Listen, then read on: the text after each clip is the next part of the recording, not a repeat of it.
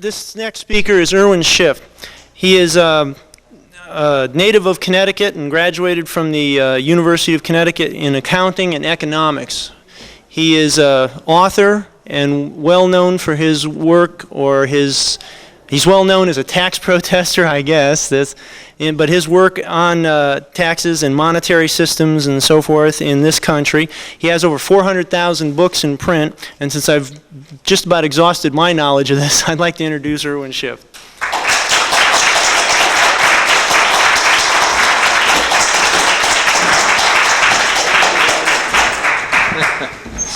Well, it's really a pleasure for me to be here. I almost didn't make it. I intended to be here on Monday, but I had to turn around when I got to Atlanta and go back and take care of some things over the weekend. About 2 months ago, 10 IRS agents basically maced me, pulled me out of the car, and I was incarcerated overnight. And since then, the government has dropped all those charges, paving the way for a very good civil rights lawsuit for false arrest, false imprisonment, and all kinds of stuff like that. But anyway, I've addressed over the years a number of state libertarian conventions, but you know what? The first libertarian state convention I ever addressed was in Florida. I used to live in Miami and then Lauderdale. As a matter of fact, I wrote my first book, The Biggest Con, while I was living in Lauderdale. And as a matter of fact, Dr. Norman Gorbach reminded me that I spoke to the Plantation Dental Association some 20 years ago. That was before I got involved in the tax movement. And in those years, I used to lecture around the Miami area on money. And the topic of the talk that I gave to the Plantation Dental Association would have been entitled, and this is the title of the talk, U.S. Money, Where It Is Going and Why. That was the title of my talk. But then when I would get there, I would apologize to the audience.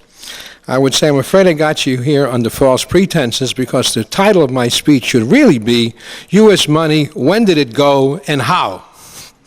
And then I would say, because nobody here has any money in their pocket, nobody here has any money in their cash accounts, nobody has any money, period. Of course, money being gold and silver.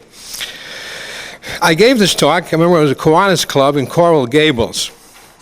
And the audience was right close to the lectern where I was talking, and I could tell this gentleman sort of lean over to his friend and whisper something in his ear. And I had the feeling he made some kind of a derogatory remark, saying this guy's some kind of an idiot, nobody has any money in the bank, nobody's brought any money with him. So I saw that, and I said to him, sir, did you bring any folding money with you to this meeting? And he was a little startled that I addressed him immediately. And he looked at me and he said, of course.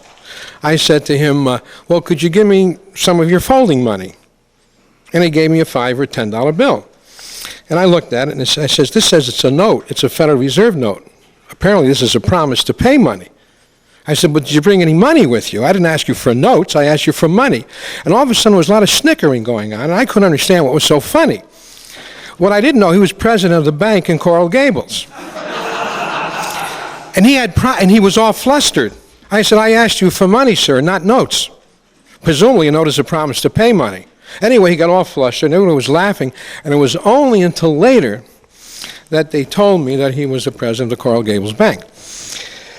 Anyway, I know it's customary to start off lectures like this with a little humor, and many libertarians I know are very much interested in economics. So I came across some questions about economists a couple of weeks ago. I thought it pretty cute. What happens when you cross an economist with a godfather? What do you get? You get an offer you can't understand. Why did God create economists? To make weather forecasters look good. How many Chicago University trained economists would it take to change a light bulb? None. If the light bulb needed changing, a free economy would have changed it already.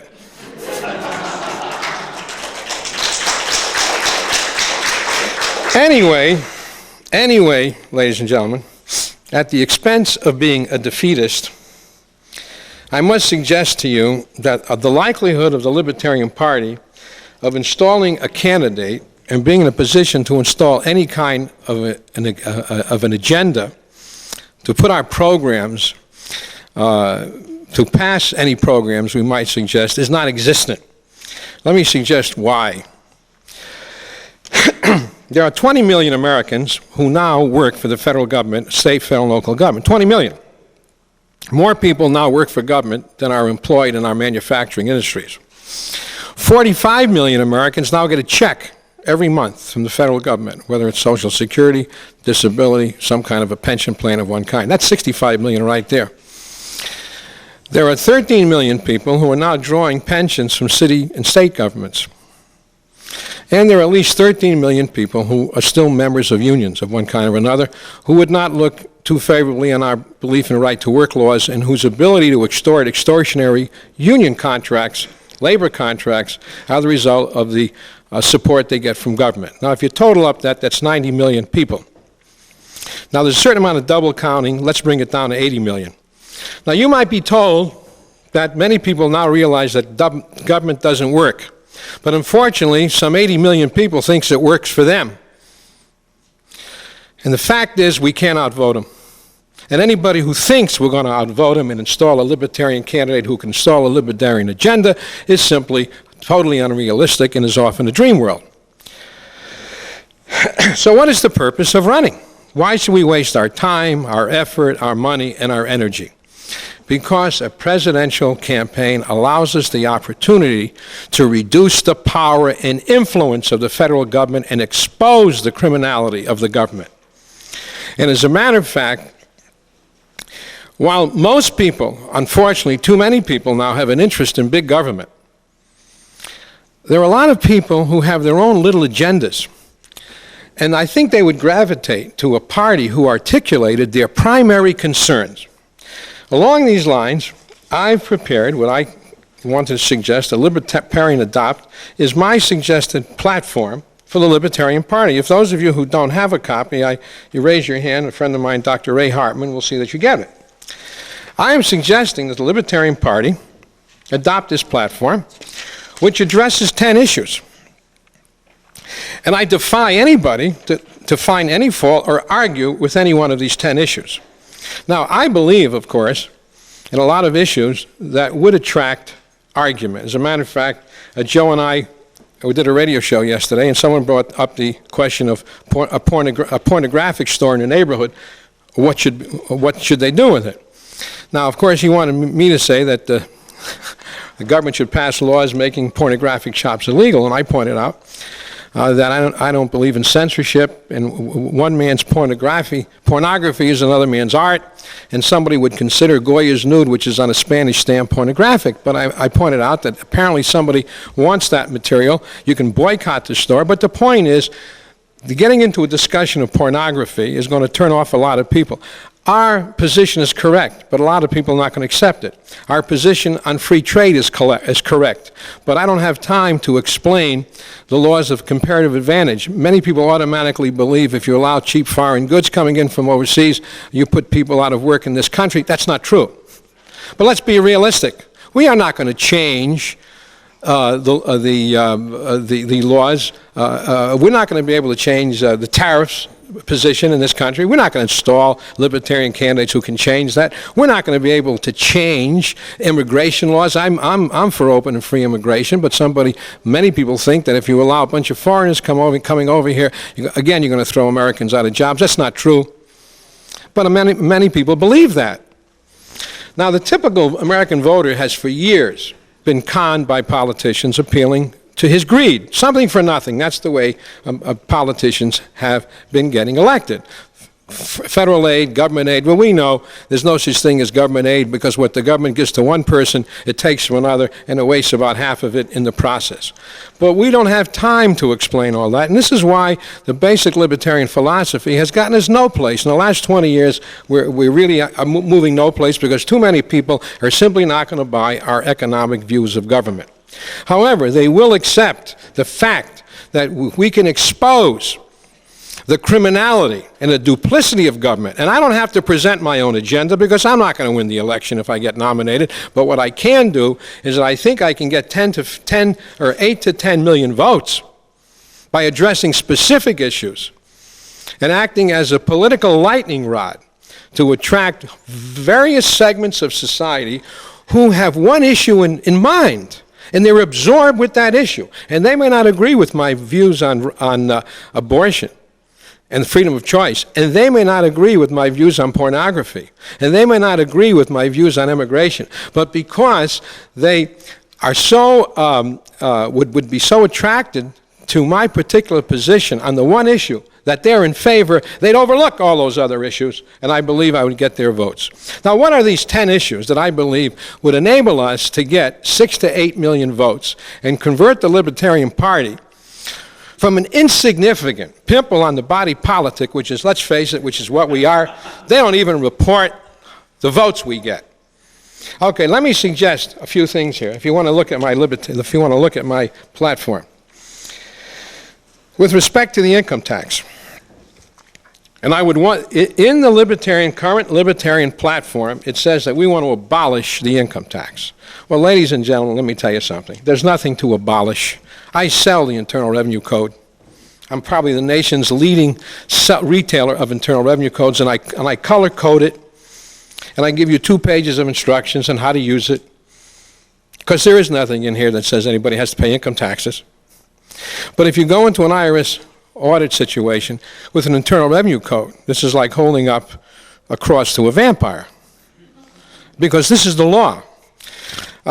One little aside along with this, I will tell you what just happened to me, and I was looking forward to having the New York Times tomorrow. I was interviewed last week, the week before, by a reporter for the New York Times who spent about 8 or 9 hours with me, got my books, and when he first came to visit me, he told me, look, you got a hard sell. Why the New York Times at this point is doing an article on taxes? Well, I do know more and more people are talking about abolishing the income tax, abolishing the IRS, which is even more extreme than my position. I never said abolish the IRS. The government does have a legitimate need for some taxes, and there should be an organization to collect it. But the hostility against the IRS is so bad that that Lugar wants to abolish the IRS. But it's not the IRS that are the real culprits, it's the federal judges. And I've said over and over again that the biggest collection of criminals in this country sit on the federal bench, and at least 1 or 2 million Americans who know that, especially anybody who's litigated a case himself in federal court. And anybody who's litigated themselves knows that statement to be true. If you haven't litigated, you don't know it to be true. You really think judges are honorable men. Most judges were politicians and lawyers before they were elevated to the bench. They were all political appointees. Before a president appoints a Republican to the bench, he calls the governor to look around and see what lawyer was active in politics, and he gets the job. And it's funny. The average American has a very low regard for lawyers, and that regard is not low enough. And if there are any lawyers here, I apologize, but you probably agree with me. And most Americans have a very low regard for politicians. You put them together and you got a judge. And most people don't know this, but before you can be appointed to the federal bench, you have to take a test on the Constitution, and only those who fail are allowed to take over the bench. Now, let me look at my first plank for a moment. This is what I would like to see, and I would like this changed. Our present platform calls for the abolishment of the income tax. Well, first of all, Republicans and Democrats are going to call for that too, so that's not going to make us any different. And secondly, if there really were an income tax to abolish, does anybody believe that we'd have the legislative power to abolish it? Would anybody vote for a Libertarian candidate who promised to abolish the income tax on the grounds that he can deliver that promise? But a Libertarian candidate who talked about exposing the criminal and illegal manner in which the government has duped the American public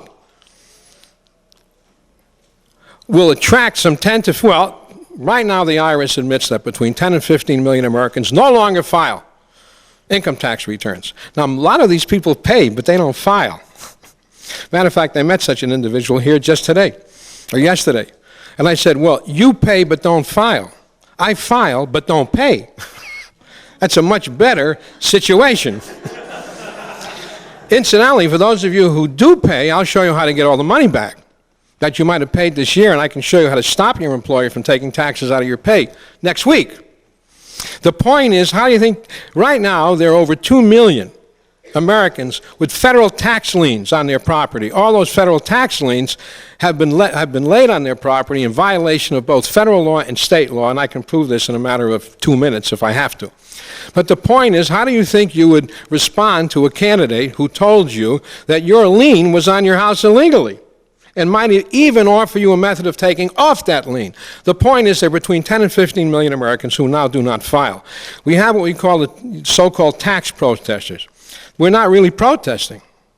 What we're doing is we're protesting the government's illegal collection of taxes. The payment of income tax is voluntary. But anyway, many of these people in the movement have been pictured as harebrained, wild-eyed nonsense. It's not, of course. And how do you think a lot of these people will respond to a political party who now says, hey, they're right? Now, a lot of these people, a lot of them are Christian right, a lot of people are who have been drawn to the tax protesters movement are people who believe in favor of right to life, et cetera, et cetera, et cetera. But I think that their concern about the government's illegal taxes is so overriding that they would overlook all of the other areas in which they might not accept the libertarian philosophy.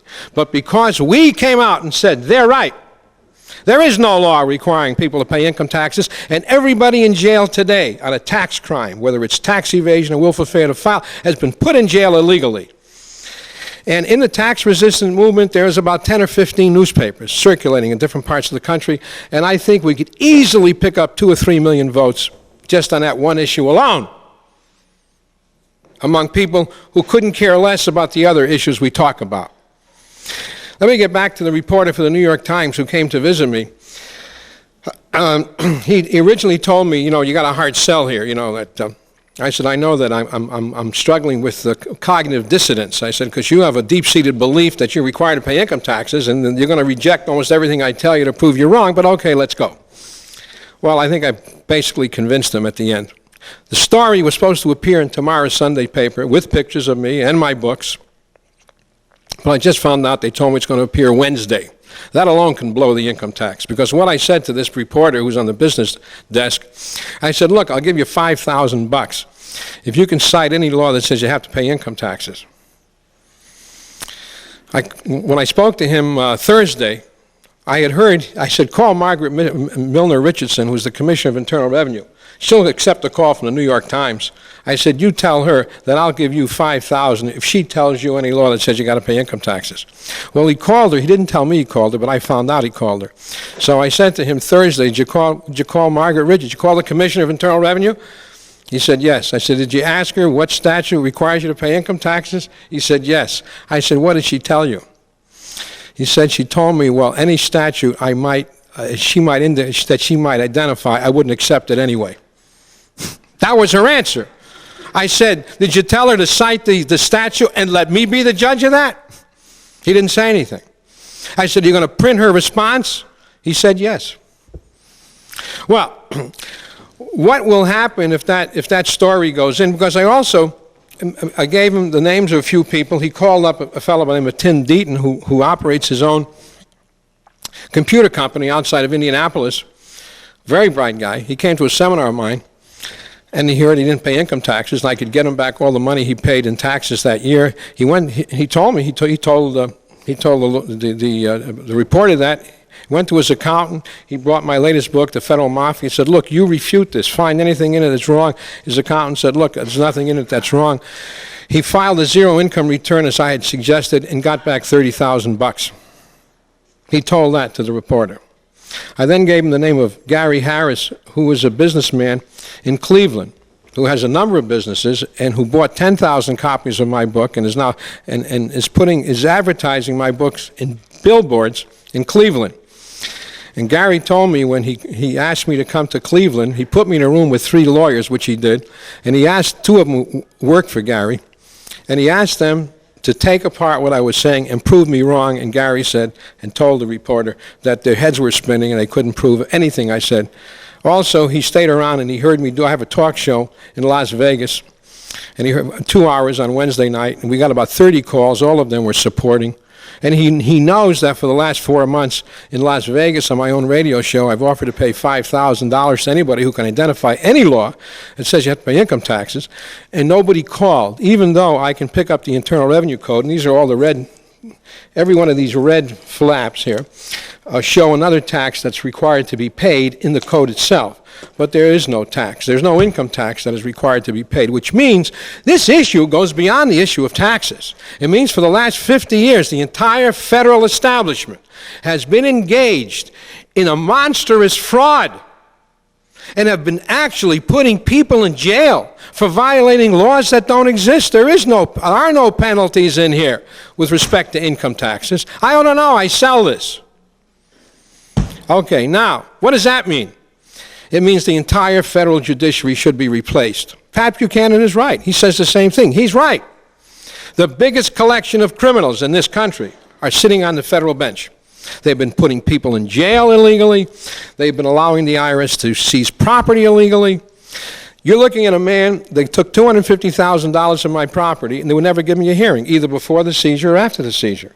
So what does the due process clause of the Constitution mean? You can't be deprived of property without due process of law. Took it from me, just like Genghis Khan, or Attila the Hun, or Jesse James. I went to jail. People say we went to jail for tax evasion. Yeah, Peter Dorsey told my jury they could convict me of tax evasion even if the government didn't prove the act of evasion I was charged with committing. Now, I didn't make that up. As a matter of fact, I referred him to the lawyer who wrote up my conviction in the Journal of Taxation, and even he said I was never convicted. And that jury instruction, that criminal jury instruction, was affirmed by the Second Circuit Court of Appeal. I don't want to get involved in that, but all I'm saying is this. We are throwing away, the Libertarian Party is throwing away the greatest issue that they ever have. I've done over 1,000 talk shows. I can talk about minimum wage. I can talk about all kinds of economic situations. But what the American public, when I tell them that I can show them how to stop their employer from taking taxes out of their pay, they want to hear about it. When I tell them, and incidentally, it's not hard. I can teach this to anybody in a half an hour. It's no big deal. Even the government admits income tax is voluntary. Every government document says it's voluntary. Well, it's voluntary. How can you put people in jail for not volunteering? But if the government is lying about the income tax, what else are they lying about? I don't have to offer my own agenda. I want to expose the criminality. I want to make the public so pissed off they'll vote for a Libertarian Party in protest to what's been going on for 50 years. Instead of me having to discuss marginal issues and issues that really don't matter. The income tax affects every American worker, and every week, money is being extorted from him. As a matter of fact, a lot of people tell me, Irwin, I know you're right, but I'm afraid not to pay the tax. They say that. And I say, wait a minute, then it's not a tax you're paying, it's extortion you're paying, and you're paying blackmail. Well, say I want to pay the blackmail. I can understand that, but don't call it a tax. There is no such thing as an income tax, because the definition of a tax is a mandatory extraction for the support of government, and there's nothing mandatory about the income tax. And the word income itself is not even defined in the Internal Revenue Code, and the Supreme Court has defined it as a corporate profit, and that's what the word income means. It means a profit, and nobody out there is a corporation, so nobody has any income that's subject to the income tax. And if you think government is so terrible, you're supporting it voluntarily, because there's no law that says you got to pay an income tax. Now, I can understand you're saying, but I'm afraid. Okay, then pay it. But admit that what you're doing is submitting to extortion. I can understand that. If someone had a store someplace, and he's paying $200 a month to the mafia so they won't blow it up, I can understand that. I have no problem with that. Nor do I have any problem, nor do I tell anybody not to pay income taxes. I just tell them it's voluntary. You want to pay it, pay it. But incidentally, if you want to pay income tax, just write the government check and send it in. Don't send them a return, because everything on that tax return can be used against you. As a matter of fact, one of the things I showed the reporter from the New York Times, I showed him a document, and here's the document. It's a Form 730. This is a tax return that bookmakers file when they pay. There is a federal bookmaking tax. It's called a wagering tax. And about 20 years ago or 25 years ago, the government decided to put a tax on bookmakers, and they had to pay 0.5% of their gross wagers. So the Supreme Court declared it unconstitutional, because the Supreme Court said while being a bookmaker is not a federal crime, it's a state crime, and therefore the federal government could make the information available to the states, and therefore the bookmaker could be prosecuted for filing his tax return, so they declared the wagering tax unconstitutional. So you know what the government did? The government now gives bookmakers immunity with respect to what they put on the return, and on the bookmaking returns it says that the information on this return cannot be used against you. But you know what the government tells you on a 1040? The government tells you there's a Miranda warning. All the information on a 1040 can be used against you. So I pointed out to the reporter, if they wanted to collect income tax legally, among other things, they'd have to give you immunity. And also on the wagering tax return, it says right here, to the bookmakers, you must file a Form 730 and pay the tax on wagers under Section 4401. So bookmakers are told a section that they have to pay the tax. And they're told they got to file a Form 730. And then they're told the section of the law that makes them liable for the tax, bookmakers are told Section 4412 makes you liable for the wagering tax. And you know what?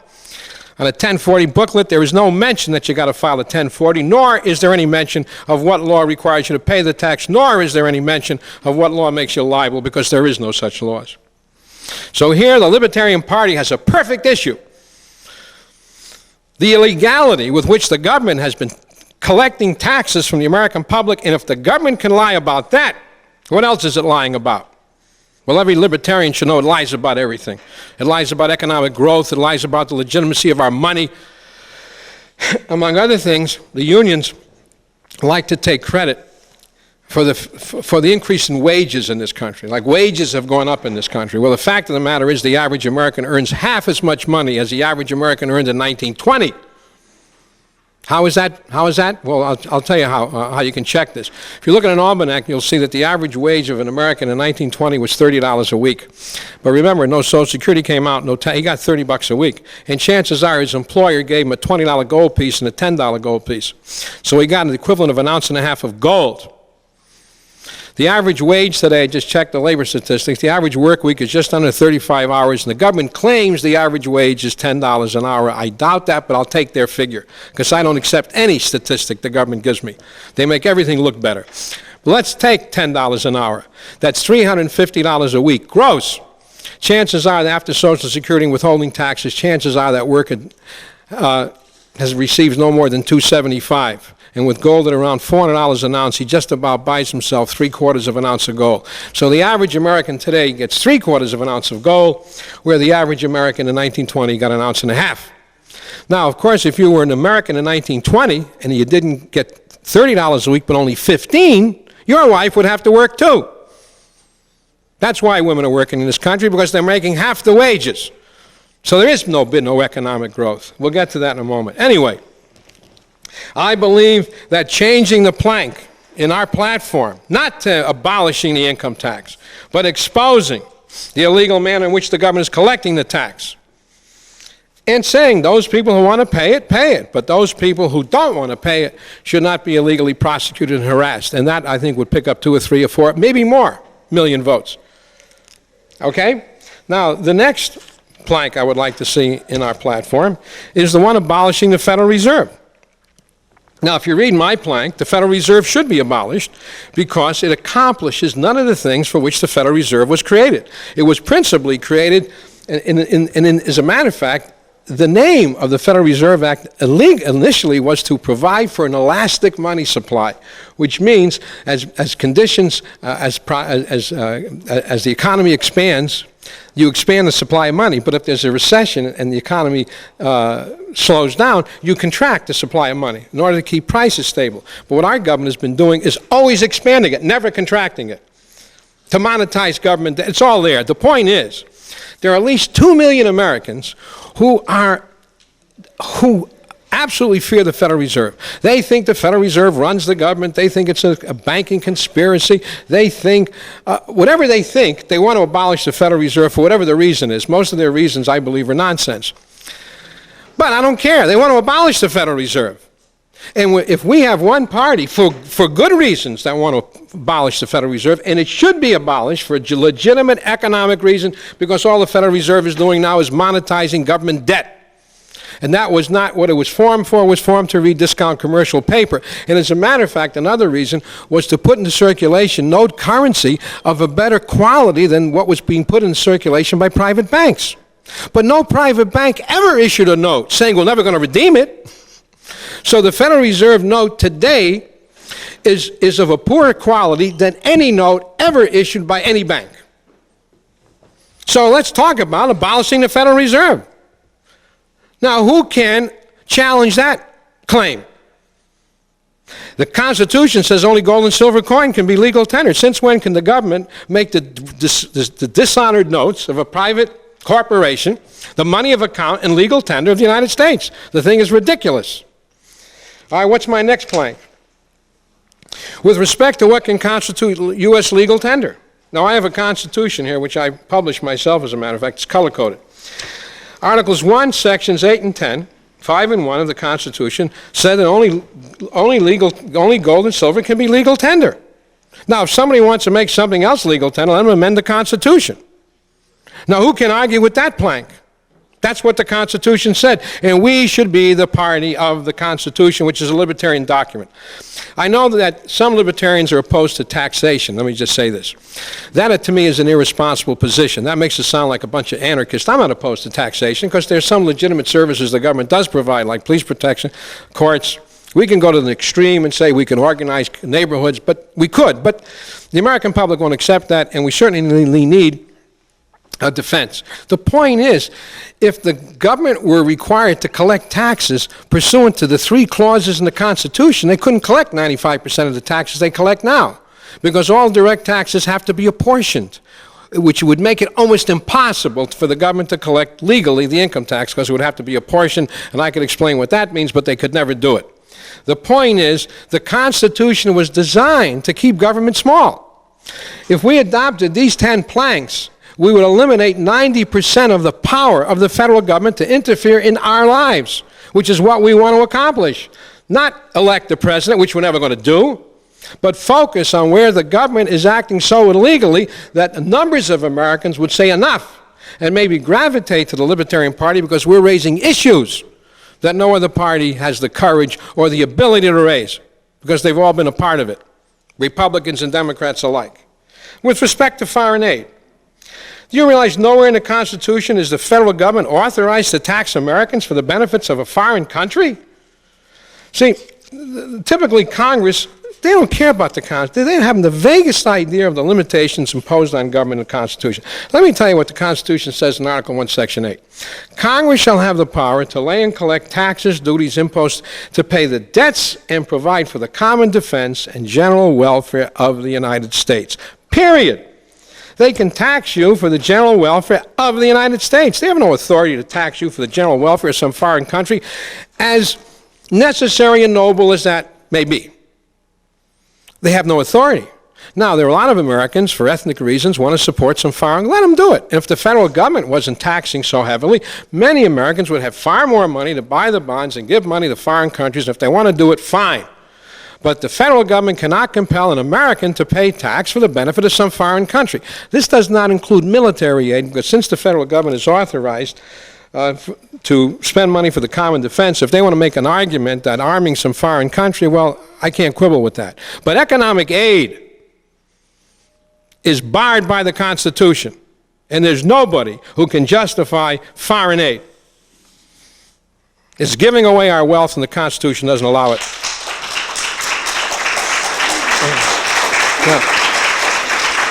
Now, with respect to the federal judiciary, again, I can't impress upon you I can't think of words horrible enough for the federal judiciary. One of the reasons why they're so bad is that they've made themselves immune from both civil lawsuit and criminal prosecution. Now, a lot of Americans know that. The FISA people who are trying to fully inform jury, knowing that jurors have a right to be told that they have a right to decide both the law and the facts. Do you know right now in Reno, a woman is being prosecuted on 3 felony counts just because she put FISA handbooks on the windshield of automobiles near the courthouse. They're charged with jury tampering. She wasn't charged with jury. She wasn't tampering at all. She was merely telling the jurors what their rights as jurors were, to decide both the law and the facts. She wasn't trying to influence their verdict, but now she's standing trial on 3 felony counts. The point is, I was talking to the head of the FIJA organization in California, who was on my radio show Wednesday, and what the government does in many cases, they've charged her with 3 felony counts, and they're going to stack a jury. They always do. So, and it's fearful to be charged with 3 felony counts. But now they're offering, if she pleads guilty to 1 minor misdemeanor, they drop the 3 felony counts.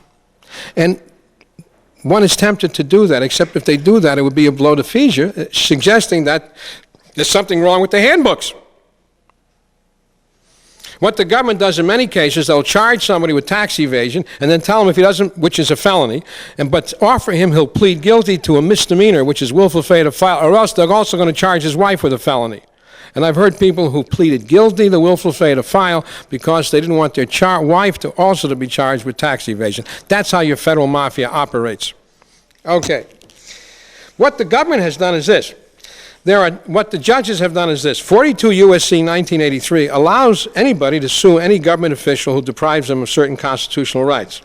18 U.S.C. 241 allows you to file criminal charges against 2 or more persons who conspire to deprive you of any right or privilege secured by the laws of the United States or the Constitution. Now, anybody who goes to jail for tax evasion has been deprived of his constitutional right not to be subject to a tax that is neither imposed as an excise nor apportioned as a direct tax. He's also sent to jail because he refused to be a witness against himself in violation of the Fifth Amendment. So any judge who ever, in any 3-court appellate panel that ever affirmed a conviction for tax evasion, which, as a matter of fact, there's no such thing as income tax evasion. It's not even identified as a crime either in the Internal Revenue Code or in the U.S. Criminal Code. But the point is, all those judges are guilty of violating Section 241. But if you charge them with a complaint, the U.S. Attorney will say, what they'll do, they dismiss it. Because they say, we have immunity, absolute immunity. Now, the law doesn't say that. The law doesn't say this doesn't apply to federal judges. But they say it doesn't apply to us because we have to be free to administer the law without fear. But picture this. That means no federal judge has to worry about being sued. In cases involving myself, if you read court decisions, when they attribute to me certain claims, I never made those claims. There are a couple of decisions in which they've written that I claim the income tax is unconstitutional. I never claimed that. Since it's voluntary, I always say there are no laws. How can I say it's unconstitutional? But they like to make believe, and in certain decisions, the judges have claimed that I made arguments, which the government claimed, which I refuted. After I refute them, they attribute that argument to me. And you would think I made the argument. I can prove that. It's ridiculous. Why do they do that? Because who reads court decisions? And who's going to blow the whistle? The lay public doesn't know enough to know when judges are lying, and certainly the lawyers aren't going to blow the whistle. Is any lieutenant going to get up and publicly say the general is a liar? So they do what they want to do, and there's at least 1 million or 2 million people who know that. There's a national organization calling for court reform, made up primarily of people who went into court for child care, for divorce. They had to represent themselves, and they saw the corruption that exists in the federal court.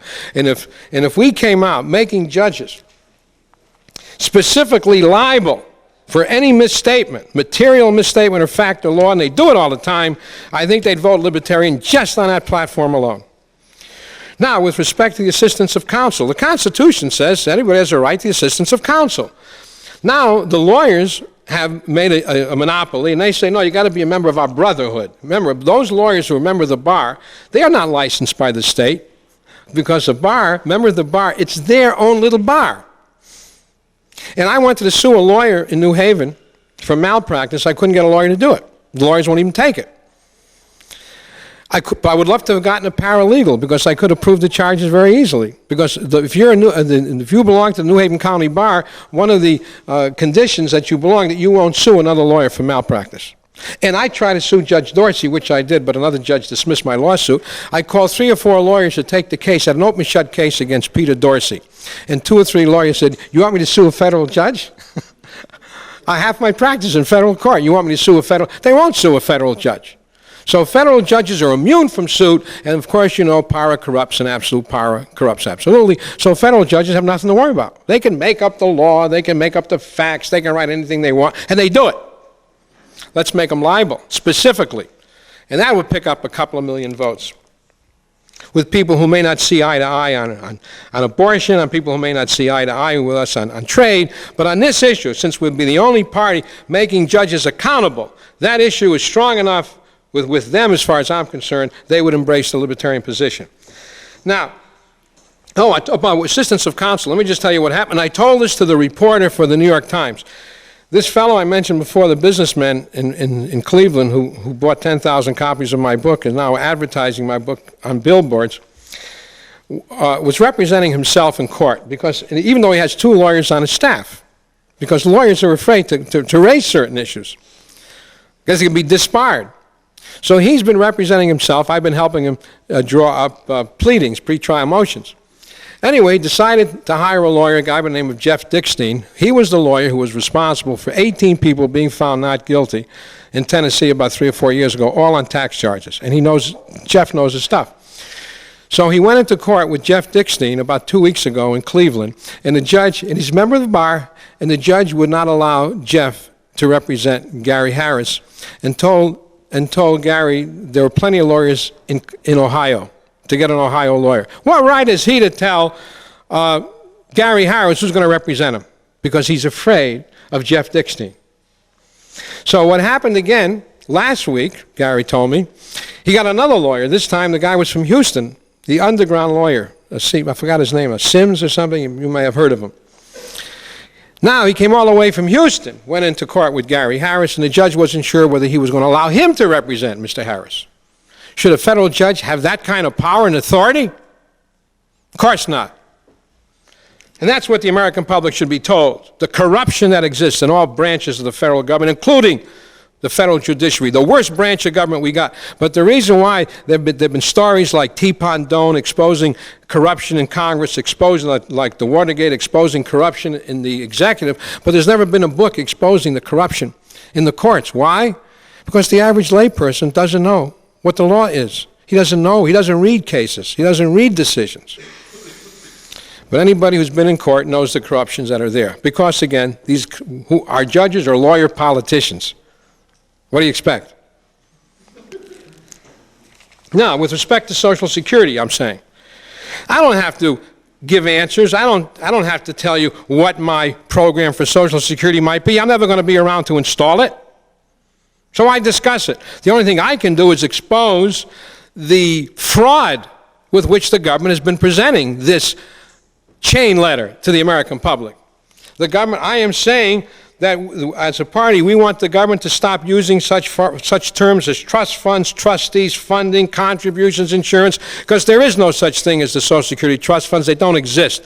What the government has been doing is that if they get more money in from Social Security taxes than they pay in Social Security benefits, this is the difference. They spend the difference too. And then they give themselves an IOU for the money they spend, and they say we're investing in government bonds. Well, you can't invest in your own debt. You can't write a note to yourself for $20 billion. If you did, you'd have as much money as the Social Security Trust Fund. In essence,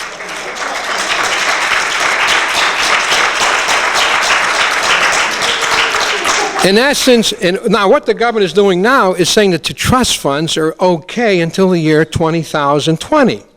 That's not true. The trust funds don't have a quarter right now, because Social Security benefits are paid out of the same money that regular welfare benefits are paid. And my final platform is the minimum wage law, which in my view is the worst, the most insidious, the most nonsensical law that we can pass, because it's a law that says unless you're worth $5 an hour or $6 an hour, it's illegal to work.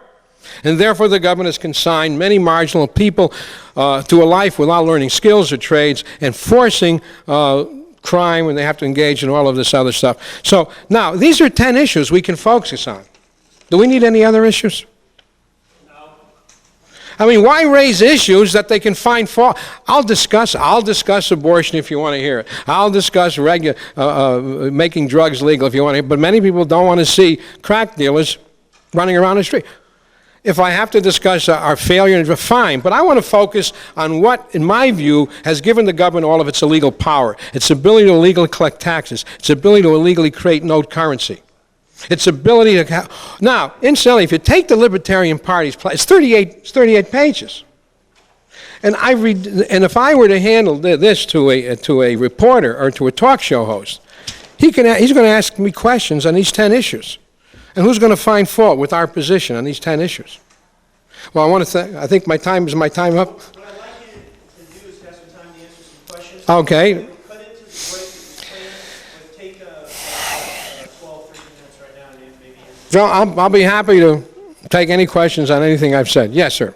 Mr. Schiff, what would happen if you not to file and you use that defense? You'd say, well, there's no law I have to pay. What would happen? Well, I filed, though. I filed tax returns. I filed zero income. You mean if I didn't pay the tax?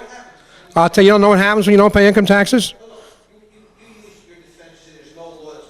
Right. What happens? If you don't pay, your sex life improves. Well, you have more money to travel on foot. It's true. I once did a 2-hour show on the radio station. What was her name? Sonia Friedman. She did a TV show, but she did a radio show once. Now, she knew I was coming to Detroit. She did on WXYZ Detroit. So she said, she had a women's show. She said, well, what can we discuss an income tax that might be of interest to women? She's a psychologist. So I said, how not paying taxes will improve your sex life, because most of these shows so she started to laugh. I said, but I'm serious. I suddenly got serious. I said, because a study had just come out that a lot of divorces were due to money problems. And I said, typically, I've seen situations where a woman works and her after-tax earnings are less than what her husband pays in taxes. So while she's working to pay her husband's tax. Suppose she didn't have to work. She'd be home when he got there, have dinner. She'd have more respect for him. He's the breadwinner. She'd watch the kids. Now she works, he works to pay their taxes. They come home, they're both tired. So as a matter of fact, we did a 2-hour show on that. And in those days, I was selling a freedom kit. I was selling a freedom kit. I didn't even have my book out yet. And I got a letter 6 months later. She said, I got your freedom kit. And she said, my sex life hasn't improved. So I said, I'll consider writing another kind of book. But anyway, but to be more serious, what happens?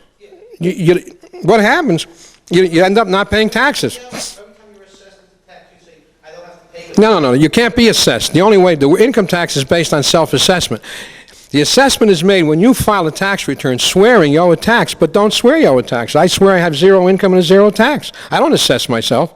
The law says here that all income taxes have to be assessed, just like property taxes. Now, all of you right here can write to the government right now for a copy of your 1995 tax assessment. Section 6203 of the Internal Revenue Code gives you the right to write for your assessment for 1995. Now, you know what the government's going to write back and tell you? You haven't been assessed for 1995. Well, if you haven't been assessed, what are you paying taxes now for? Realistically, what happens? I told you, your sex life improves, realistically. Well, seriously, you have more money to spend. But look, if you want to pay a tax that no law requires you to pay it. But come to my seminar tomorrow between 3 and 7. I'll tell you how to do this. Because the name of my book, of course, is The Federal Mafia, which means you're dealing with thieves and outlaws, and you have to know how to defeat them. That's all. Now, the last time I went to jail, I haven't been to jail so often that in New Haven, Connecticut, they call me Showboat. I've been up the river so often. No. But the fact of the matter is, in those days, I didn't file, knowing I didn't file, so they charged me with not filing. Now I file. And I file a zero income return, and I put an attachment showing that I know I have zero income, because income means a corporate profit, and if I were to swear to having anything other than zero income, I'd be committing perjury. I've done this for 4 or 5 years, and I know hundreds of people that are doing it. But if you want to pay taxes, go right ahead. But I spent 20 years researching the law, and incidentally, after Wednesday, after the story comes out in the New York Times, it could be all over. Other things are happening that can blow this whole thing up like a volcano. I have another question for Yes. you.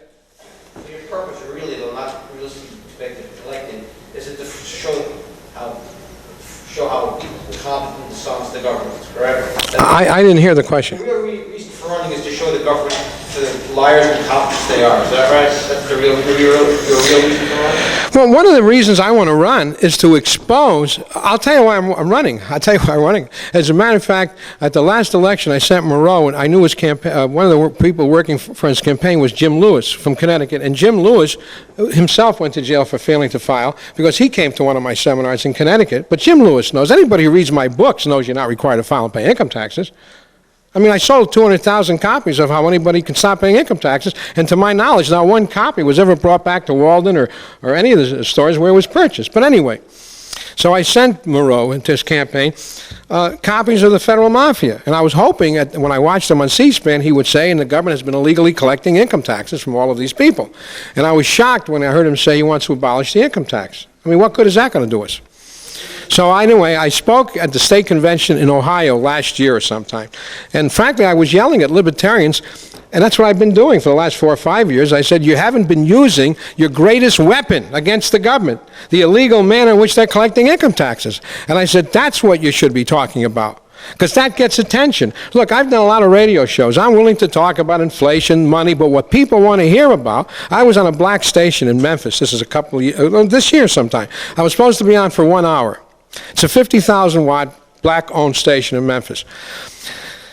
I'm telling people how they can stop their employer from taking taxes out of their pay. They kept me on for another hour.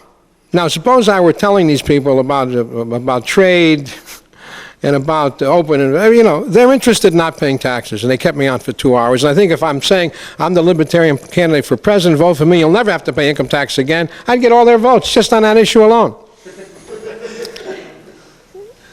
Another question.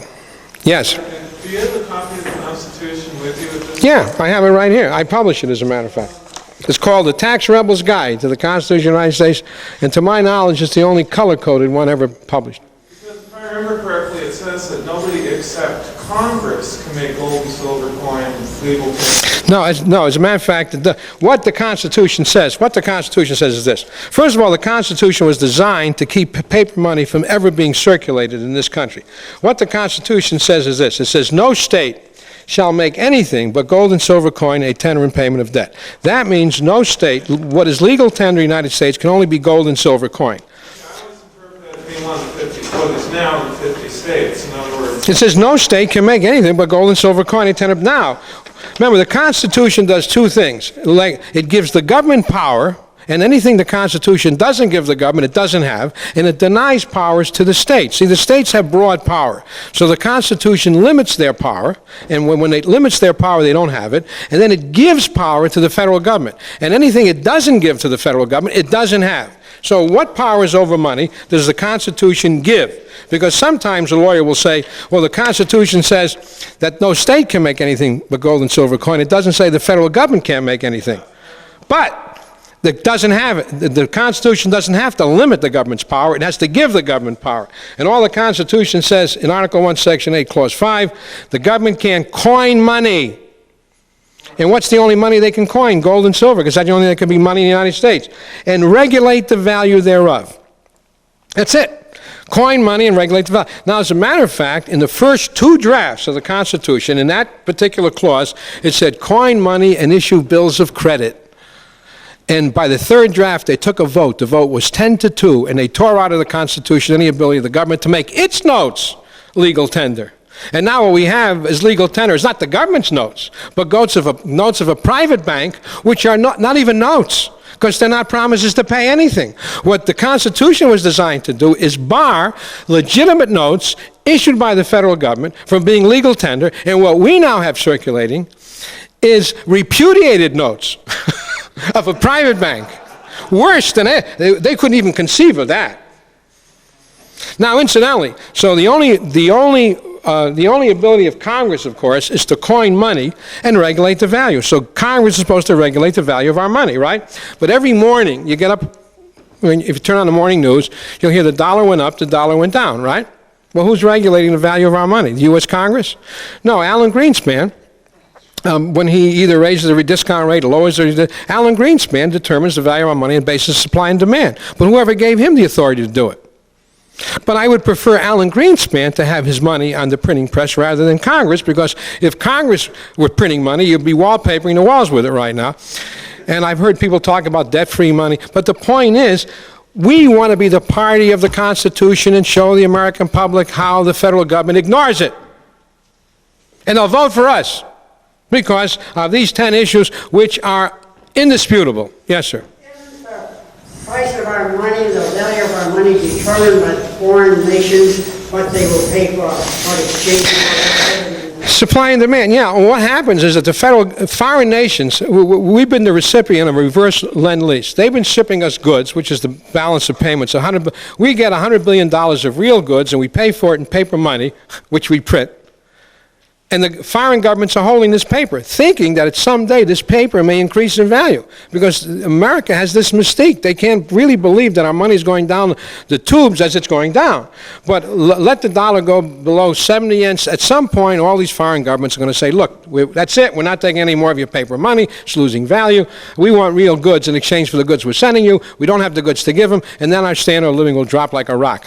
All that has to happen is next week, Hong Kong or Singapore said, look, we're not keeping dollars as a reserve currency. We're going to use German marks or Japanese yen, and you'll see the dollar go right down the toilet. Isn't it the traders that determine the value of the dollar, not the foreign government? Well, the dollar is created. The dollar, when the government has a deficit, the exchange rate, but that's based upon the number of dollars. I call them dollars, Federal Reserve notes. Now, last year, the government increased the currency supply by 8%. They inflated paper currency by 8%. And they do that to fund the deficit. What happens when the government we have a deficit, the government sells bonds to the private sector. Then the private sector rediscounts these bonds. This is called monetizing government debt. And only gold and silver coins.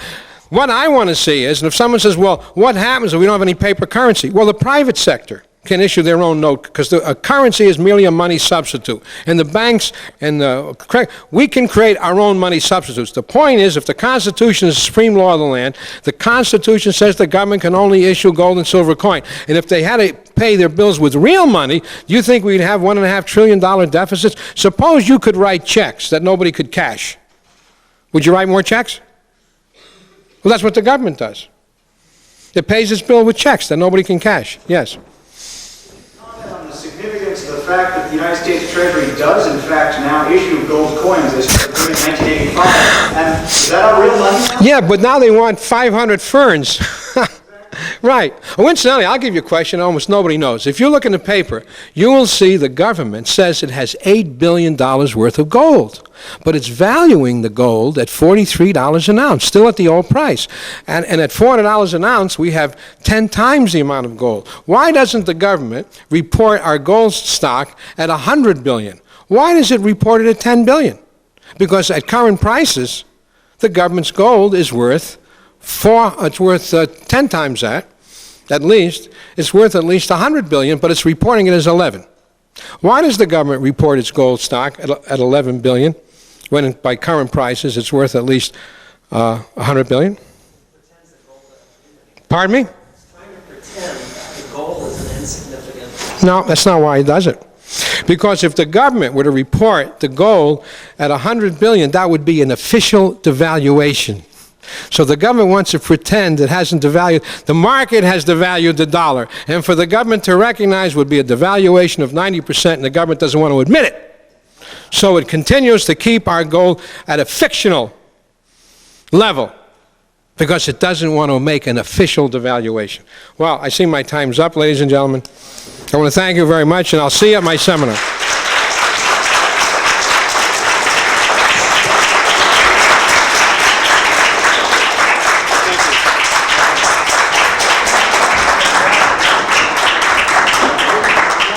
Thank you very much, Mr. Schiff. I appreciate all the comments. We have 10-minute break scheduled right now. Please try to be back in your seats at past, so we can hear from Mr. Harry Browne. Thank you.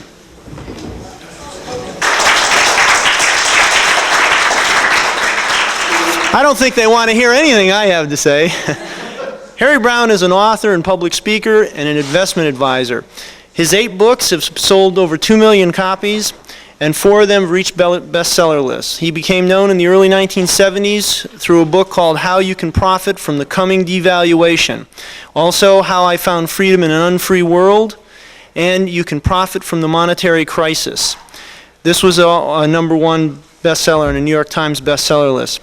His newsletter, Harry Browne Special Reports, analyzes the economy, investments, government, and politics. He is widely respected for his honest, down-to-earth writing and advice.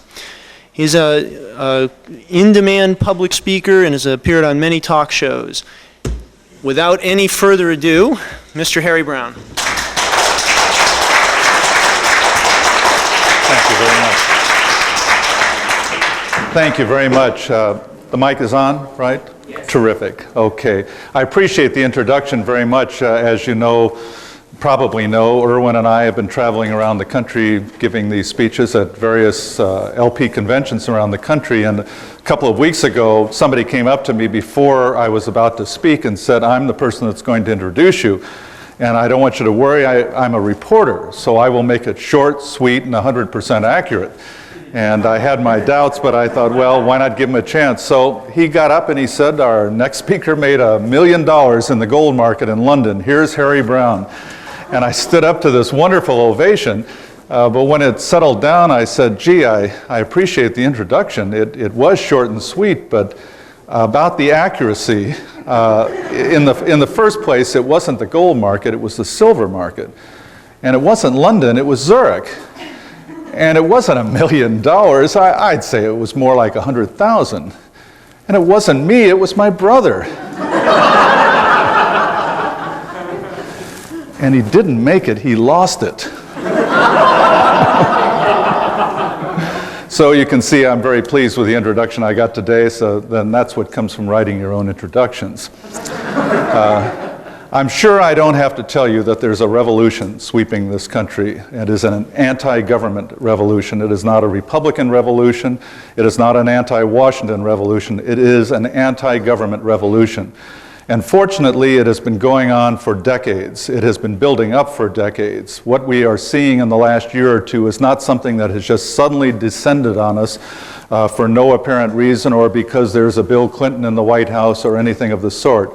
I think this started in the 1960s when the federal government began to ratchet up for the fourth time in our history, the first 3 times being the Civil War, the Progressive Era, and the New Deal, and then once again with the Great Society began to ratchet up, and it began to hurt individuals in a way that they could feel it. The government has traditionally grown by bestowing benefits on a few people and spreading the cost out among other people in such an imperceptible way that even if they realized they were paying it, they didn't see any reason to fight it. And with this, they have built an empire over the last 200 years. But starting with the 1960s, slowly but surely, it began to get more and more that every time the government bestowed benefits on one group of people, it was hurting another group of people in a visible and severe way, so that those people complained. And this has built up more and more with the addition of all the agencies that have come along, the Environmental Protection Agency and the other things like OSHA. So more and more and more people are hurt directly by the government until we have reached the point in the 1990s where government simply has no room to maneuver anymore. No longer can government move this way to get out of the way of some problem it caused last year without bumping into something else that it did last year. Government has lost the room to maneuver. It can no longer help people without visibly hurting other people. I think that's the reason the health care bill didn't pass. If it had been passed quickly, it probably would have gone through. But by the time it would have come up for a vote, there were enough people in this country who may have felt, gee, it would be nice if everybody had access to health insurance in this company. But when they realized that the cost of that was to jeopardize the health care that they already had themselves, they said, no thanks, I don't want to take any chances with it. That doesn't mean that every new government program is going to fail in the same way, fail to get passage. Not at all, because the last people in the world that will recognize the revolution will be the press and the politicians. The politicians will realize it somewhere in the next year or two, and then maybe 5 years down the road, the press will realize it. But the point is that it is happening, and people do understand in this country the one simple truth that cuts through all of the arguments, that cuts through all of the grand dreams of the next government program. The one simple truth is that government doesn't work. Government cannot deliver the mail on time. It does not keep the cities safe. It does not educate our children the way we want them educated. Anything that it promises to do turns to dust. Everything that it has told us it is going to do it has failed. It tells us that it is going to protect us from fraud, and yet we had a gigantic savings and loan scandal.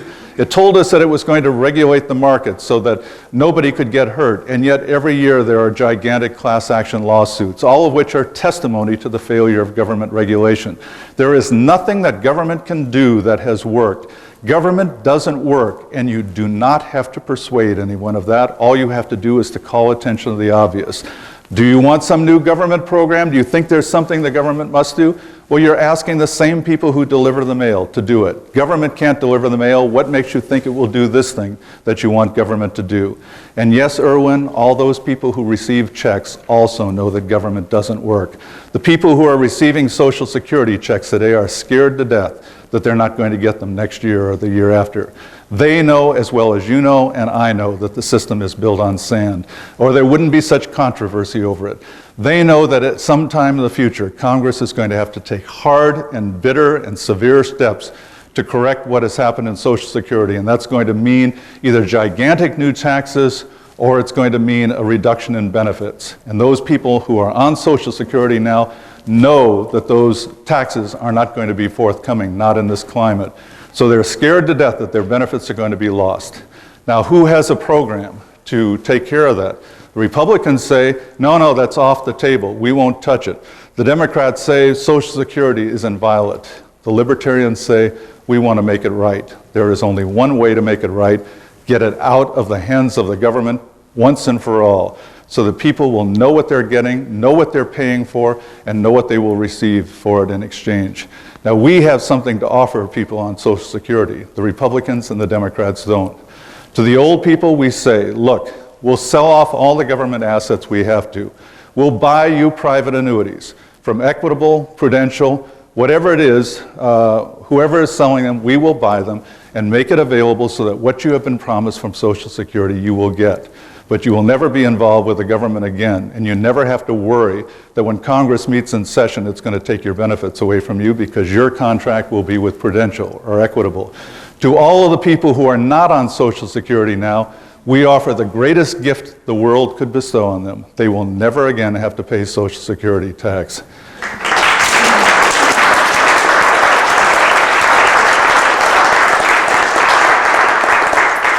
Now tell me that was a complicated issue. Tell me that people won't understand that. Tell me that people who are 20 or 30 years old believe we would be taking something away from them. Every poll that has been taken of young people shows that they believe that there is a greater chance that UFOs exist than that they will ever get anything back from Social Security. Now we can understand that, because they know that there is no such thing as a 40-year government program that will hold up. But the interesting thing is, just a month or two ago, USA Today published a poll in which they polled 50-year-olds and said, do you believe you will ever get anything back from Social Security? These people are 15 years from retirement, and 41% of those people at 50 years old said that they did not expect to ever see a dime from Social Security. Now, you think the American people aren't smart? They're a lot smarter than the politicians who keep talking as though the money will always be there, that the trust fund will always be inviolate, and that Social Security will always be off the table. We are in the driver's seat now. The hardest thing that we have to learn as libertarians is that we are not on the fringe anymore. We are in the mainstream. Not because we have changed, but because slowly but surely, over the last 30 years, the American people have changed. And they have changed for two main reasons. One is the tremendous educational effort that's been done by the ALP, by the Cato Institute, by a number of organizations, by publications, by authors who have been writing libertarian books, all kinds of educational programs that have taken place that are now bearing fruit. And the second reason is what I said before. Government has lost the room to maneuver. And so everyone now recognizes intuitively, if not explicitly, that government doesn't work, and all you have to do is remind them of it. Now, does that mean that we can win an election? Well, the only reason you have a political party is to win elections. There are reasons to have discussion groups. There are reasons to have supper clubs. There are reasons to have think tanks. There are reasons to have social organizations. All of these things exist for good reasons, but a political party exists for only one reason, and that is to win elections. If you want to educate the public, then you do it through educational means. If you want to win an election, if you want to actually control the government in some way, then you form a political party and you go out and win elections. I want to tell you that the only reason I am running for president is because I think that there is a chance to win. My wife and I discussed this for 2 years before I made the decision last year. We never once in those 2 years ever asked ourselves, well, would this get more members for the Libertarian Party? Would this advance this cause a little bit and maybe get 2 million votes instead of 1 million votes? There was never any discussion of this whatsoever because, frankly, I don't care. I am not running to advance the cause of the Libertarian Party. I am running for one reason only. Today is not my birthday, but I thank you very much for the nice song. Tomorrow is not my birthday. I'm running in the Reagan mode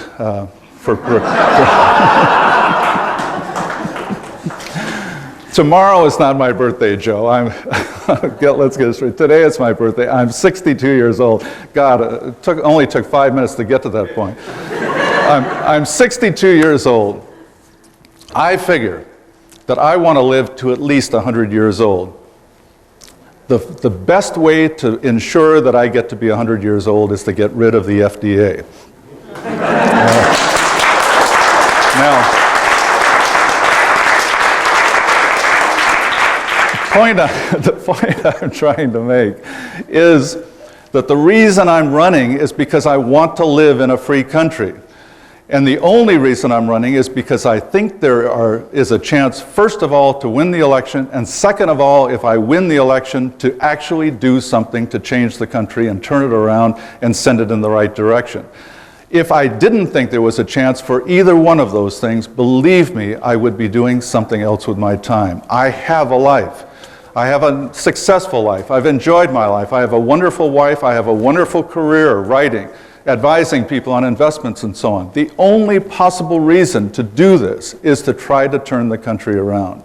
Now, you may not agree with me. You may not agree that that is possible, but I want you to know that that is the only reason that I am running, is to win this election and to turn the country around once and for all. Now,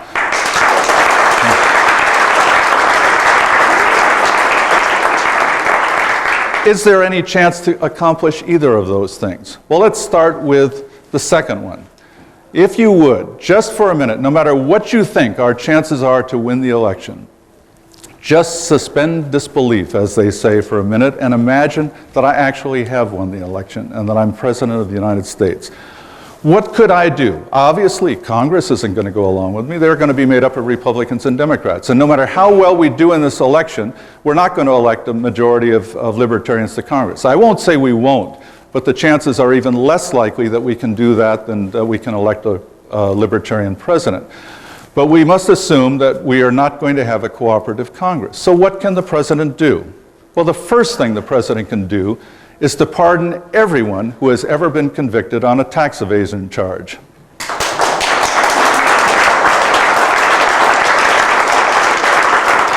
The second thing he can do is to pardon everyone who has been convicted on any nonviolent federal drug charge.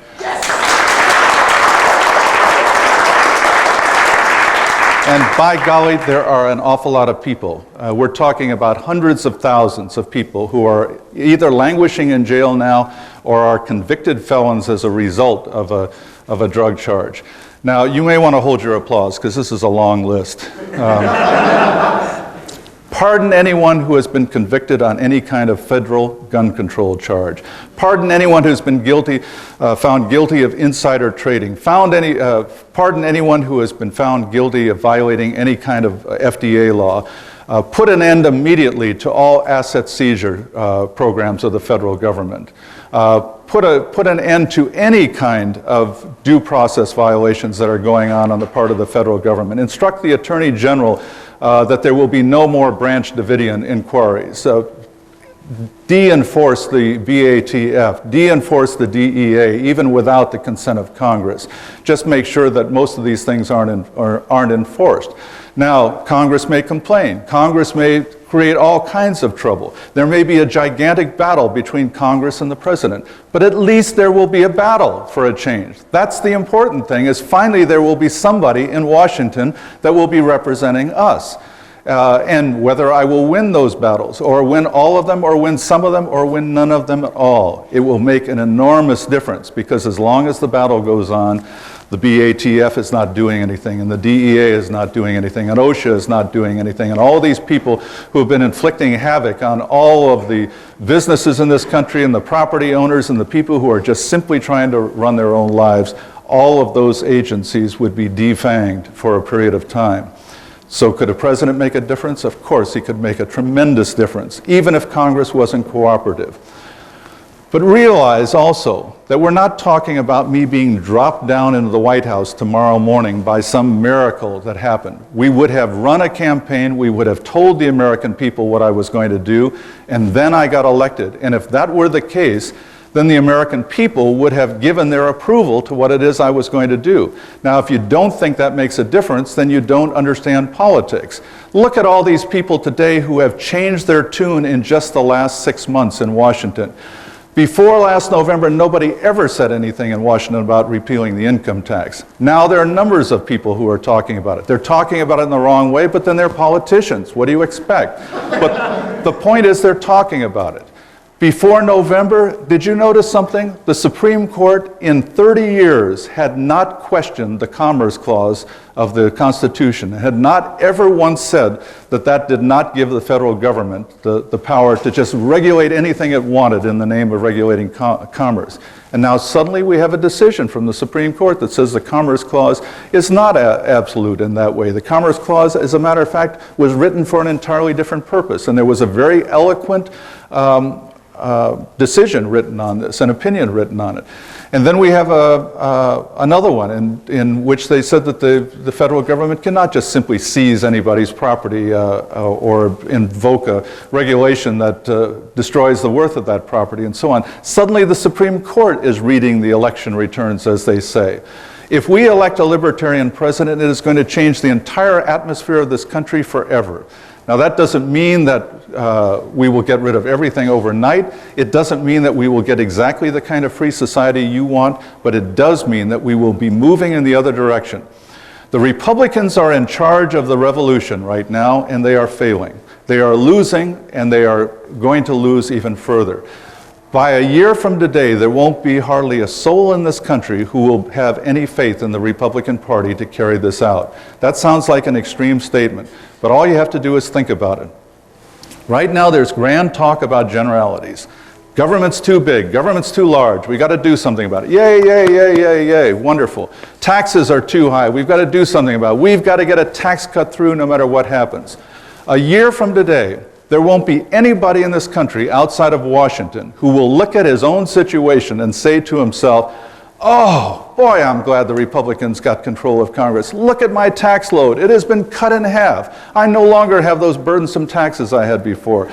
Will there be any businessman in the country who will say, oh, thank goodness the Republicans took over. Now those guys don't come in here harassing me every week from OSHA and from all of these other agencies that were telling me I had to fill out these forms and citing me for things that I never even knew about before and so forth. There isn't anybody in this country who is going to look at his life and say it has changed substantially for the better because the Republicans are in Congress.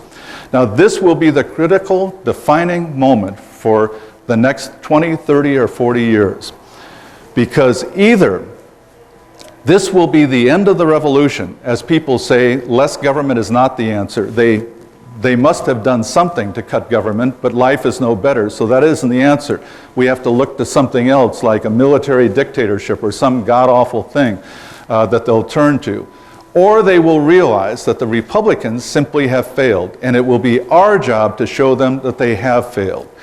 Phil Gramm was on television on C-SPAN the other night speaking to the Chamber of Commerce in Iowa. And he gave a beautiful speech. It was a libertarian speech that I all of it I saw. I tuned in the middle. Everything I saw was libertarian from one end to the other. He said government is too big, it is too oppressive, does too much, and it is creating havoc in our lives. He said in 1950, the average American family sent $1 out of every 50 they made to Washington. Today, they send $1 out of every 4 they make to Washington. And he went on with all of these things. I wish I could remember all of the wonderful lines he had in his speech. Then came the question period. Somebody said, well, government's taking too much in taxes. What is your proposal? What kind of a tax cut do you want to see take place? He said, I want to see the tax cuts that were put on in the House put into the Senate budget. That's what I want to see, and I'm going to fight to the death to get them. Well, he's talking about reducing this tax load that has gone from 1 out of 50 to 1 out of 4. He's talking about reducing it by 2%. Now, whose life is that going to turn around? What family is going to be able to, as Irwin pointed out, no longer have 2 breadwinners in the family because of a 2% tax cut? Nobody's life is going to be changed substantially by that. When he says government is too big and too oppressive and we have to do something about it, what is it that he wants to do? The answer is, instead of having the government grow at 5% a year, he wants it to grow at 2% a year. Now that is the answer. That is the Republican answer. We have to be there when this thing tips over on its side to be able to hold it up and say there is an answer to this. We have to be there before this happens. And that means we can't wait until next year, until the general election campaign, to start moving, to start getting our message out. We have to do it this year. And what is our message? Well, I haven't finished telling you what the president would do, a libertarian president. The next thing he would do after pardoning all these people is break for lunch. But after coming back from lunch, he would have to then submit a budget to Congress. And what should that budget be? Well, I know there are disagreements in this room about how big the government ought to be. Just how big should the federal government be? I know there are people in this room who think that the federal budget ought to be 0. And I'll bet there are also people in this room who think the federal budget ought to be as large as $700, $800, $900.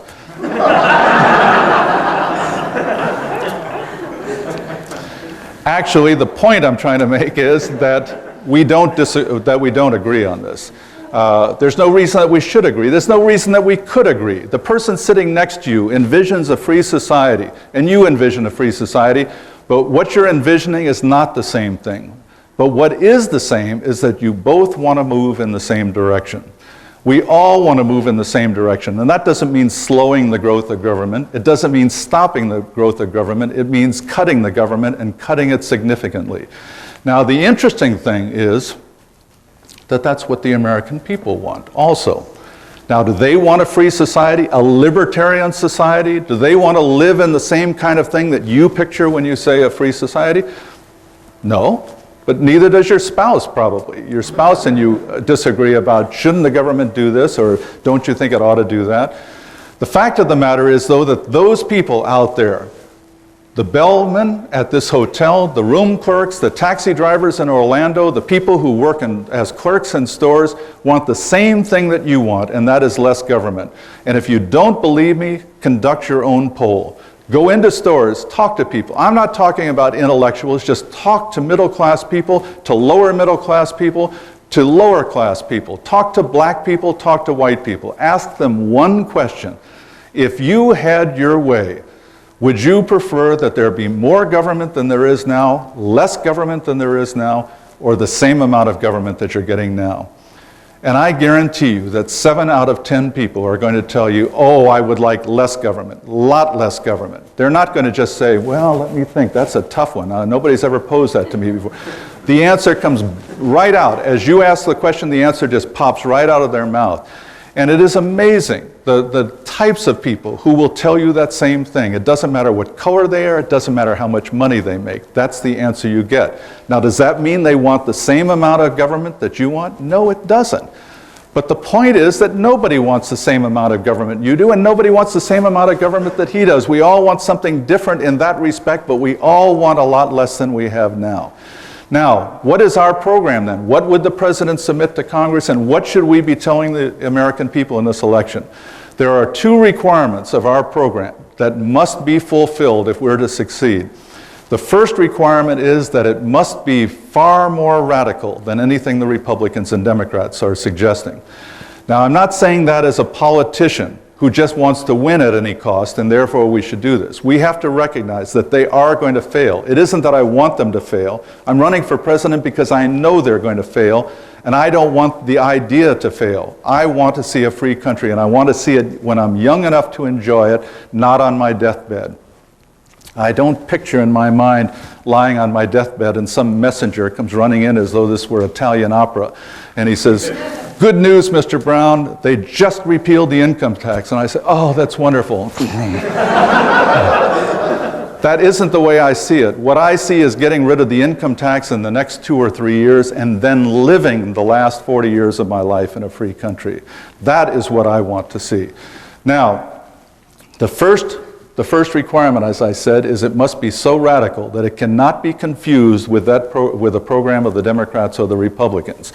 And the second is, though, that it must not be so radical that people cannot imagine it, that people cannot understand how they would function in such an environment, such a situation. Therefore, you don't talk about a completely free society in which everyone would take care of his own protection, take care of his own regulation, and so forth, because people can't imagine that, and rightfully so. Why should they be able to imagine it? They've never in their life have they ever heard anything like that. But if people can understand that less government would be better, and they can understand that a lot less government would be better. Again, the simple truth is that government doesn't work, and we want to get rid of as much of it as we can. How much government do you want to get rid of? As much as we can. Well, would you do without this, that, or the other? I want to get rid of as much as we can. Now, we'll see how far we can go with that. And when you tell me I've gone too far, then maybe we'll stop. Or if enough other people like you say so, we'll stop. But we need a first step. We need a first program that people can understand. And I figure that the way to go about this is to take a benchmark. 1950 was a good year in our history. Would anybody like to venture a guess as to what the federal budget was in 1950? Just for a little audience participation here. 100 billion. What? 10 billion. Okay, well, the actual figure was $43 billion, of which something like 22 billion went for defense and the other 21 billion went for domestic programs of some kind. Now, that just seems amazing. I mean, that's like having no government at all. But in that government-starved climate, what happened? Well, New York didn't fall into the Atlantic Ocean. It was the height of the Cold War, and yet the country wasn't overrun by the Soviets. You could walk down any street at night, in most streets of most cities at night, without being in fear for your life or afraid of at least getting mugged. Your children went to government schools and they got a mediocre education, but it wasn't a scandal like it is today. I mean, if they went on to college, they could at least read the entrance examination. There was no talk about welfare whatsoever. I mean, welfare never came up in conversation. Believe me, I know, I was 18 years old then. Nobody ever talked about welfare because it wasn't a problem. Welfare existed at the Salvation Army and the Goodwill, and there was some department somewhere in the county or city government that administered some little program called welfare. And if people got in real trouble, they went to one of these agencies, private or public, and they said, "I've gotten myself in trouble, I think I can get myself out, could you tide me over and help me?" Somebody watched it. They knew they were using their neighbor's money. They didn't demand it. Today, welfare means that you have to be willing to go to your mailbox at least once a month and pick up a check. And that's all there is to it. But as a result, welfare has become a scandal, and teenage motherhood has become a scandal. We never heard of that sort of thing. I went to a school with 3,000 students, and there wasn't one pregnancy that I'm aware of in the entire 6 years I was in that school. And before you draw the wrong conclusions, it was a combined junior and senior high school.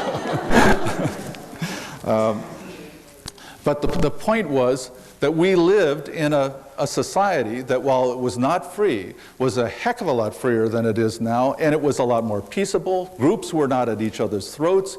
We lived in a very harmonious society. Now, if you take that $43 billion and say, well, the government got along just fine on $43 billion in 1950, why couldn't it do so today? Well, we'll adjust it for inflation, and we're talking about $280 billion. Unfortunately, the government has run up such debt that the interest alone now amounts to $205 billion, and that didn't exist back in 1950. There was a debt, but the interest component was practically nothing in the federal budget. But you're up to $485 billion if you're going to honor the debt, and I believe that you should. And if you don't agree with me, we can discuss that in the question period. But we're at $485 billion, and since we're talking about other people's money, let's just round it off at $500 billion. But all right, $500 billion. Today, the federal budget is $1.5 trillion. So we're talking about a budget that is only 1/3 as large as the budget today. And it is a budget that worked perfectly satisfactorily in this country at one time without any of the troubles that everybody says would ensue today if we were to cut government. Not everybody, but the people who want to preserve the government. Now, why should people give up their checks from the government and go along with this idea of cutting government from $1.5 trillion to $500 billion? Well, the Republicans do not understand this, and this is probably the principal reason they're failing. There really are two main reasons the Republicans are failing. First of all, they are politicians. This means that they do not really believe in the concept of less government, and they really shouldn't. You wouldn't expect them to. Because they don't believe in it, they are going to cave in at every corner. Anytime somebody intimidates them by saying, this is the way you're going to lose your next election, they will cave in. They'll cave in a little on this issue, a little on that issue. They'll talk strong talk about getting rid of the Corporation for Public Broadcasting and then finally settle for no increase in funding or something of that sort. But they are politicians first and foremost, and so we cannot rely on them. But the second reason they're failing is more germane to what we're talking about now. And that is that they do not understand that you cannot ask people to give up something without giving them something in exchange for it. Now, I want to cover this very carefully and deliberately because it is the key to our future. Tip O'Neill once said that all politics is local, meaning that it didn't matter what the national issues are, it didn't matter what foreign policy was, it didn't matter any of these things. All that mattered was the pork getting delivered in your district. James Carville, in the last election, I believe, is the one who coined the expression, it's the economy, stupid, and made it the byword of the Clinton campaign. Always focus on the economy because that's what people care about. That's where people are being helped or hurt, is in the economy, so always focus on that. Well, there's a grain of truth in both of these remarks, but only a grain. The fact is that all politics is personal. The only thing that matters when somebody votes is, what difference is this going to make in my life? Yes, I care about the Bosnians. I think that's terrible what's going on there, and I like the fact that Richard Lugar says we should do that, or I like the fact that Phil Gramm says we should do that. Yes, I care about the people on welfare, and I don't want to see them thrown out in the street. And yes, I care about this, and yes, I care about that. But the fact is that when I go in the polling booth, I am going to vote based on what is going to happen to my life and happen in the here and now, not in some far-off future. I am not going to vote for a free society in the year 2000. I am not going to vote for a balanced budget in the year 2002. I am not going to vote to bring peace to Yugoslavia. I am not going to vote for any of those things. I'm going to vote in what's going to happen in my life now. And if you're trying to take my farm subsidy away from me, then I'm going to vote against you. If you're trying to take this thing away from me, I'm going to vote against you. Now, what we have to do is to wrap this up in one program, not a series of programs, because this is where the Republicans are failing. And let me digress for just a second. When they say, let's get rid of the Corporation for Public Broadcasting, what happens? All the people who have a vested interest in it descend on Washington and say, no, you can't do that, it's terrible, here are all the reasons why, and we'll see that you don't get elected, and so forth. Now, Have you written your letter to your congressman saying, I want you to get rid of the Corporation for Public Broadcasting? Have you been on the phone to your congressman telling him you want to get rid of him? Of course not.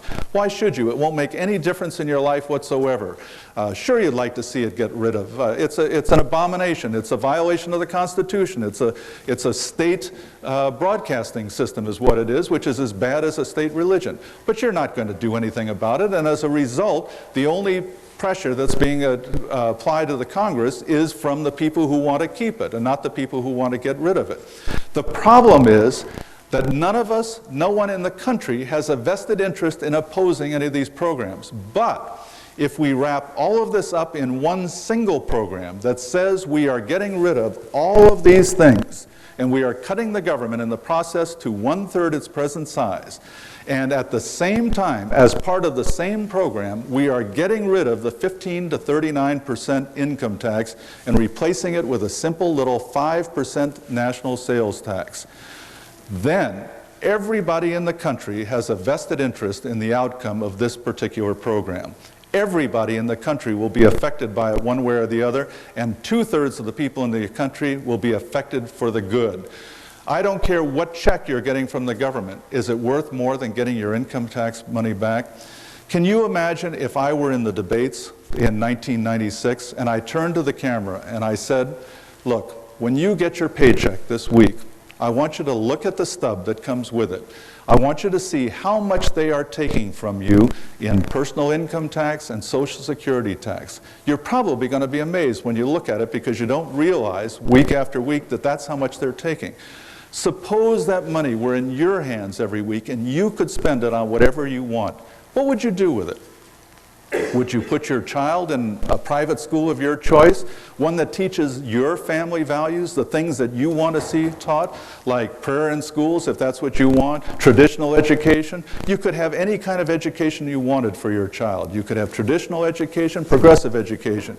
You could have condom usage or calculus. You could have any choice you want without having to go to the Board of Education to fight for it. Is that what you want? Is that what you would do with the money? Or would you buy a better home? Would you set it aside to save up for that business you've always wanted to go into? Would you provide a better retirement for yourself? That's your money. You vote for me, and I will do everything in my power to get that money back in your hands.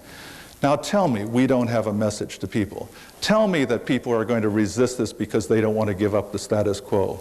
Tell me that people are so dependent upon government that they can never be weaned free of it. I don't believe that that's the case. I believe that we have the strongest possible message, and we have to. We have to have the strongest message because we're the third party, not the first or the second. We're going to have to make so much noise. We're going to have to gather so much attention that they cannot ignore us. But fortunately, we can. Charles Champion talked this morning about the computer revolution. There are so many alternative ways to get our message to the people that didn't exist 2 years ago, let alone 4 years or 6 years or 8 years ago. Part of the problem is in living in the past and thinking this is the way you win elections, that this is the way you get to people. Gosh, how are we going to get the Washington Post to pay attention to us? I don't care if the Washington Post never pays attention to us, but I guarantee you they will before it's over with. They'll be paying attention to us. The AP will and all, but they will probably be coming to us rather than going to them. If we do our job, if we do the things that are necessary to get this message out. But the first thing we have to do is to change our way of thinking. Change our way of thinking from thinking that we are fringe people out on the outskirts, that nobody understands us. Because I'll tell you something, you are never going to have a better chance in your lifetime to turn this whole thing around than we have right now. And if we don't do it now, then you might as well resign yourself. Right now, make the decision, make the commitment in your mind that you have resigned yourself to living this way for the rest of your life. That the only reason you attend LP meetings is because you like the people that are here. But not that it's ever going to change anything. Because if we can't change it in the next 2 or 3 or 4 years, I don't think we ever will. And I think I will have to resign myself to living in a society in which oppression grows week by week and our freedoms are taken away from us more and more day by day. I don't see any other way around it unless we turn it around now. But we do have that opportunity. How are we going to do it? Well, you've probably gotten my fundraising letters in which I've described the strategy somewhat, so I won't go into it in very much detail here. But the first step is we're running radio ads in New Hampshire next month, trying to position me as the third party, as the third candidate in the race, the alternative to Bill Clinton and whoever the Republicans nominate.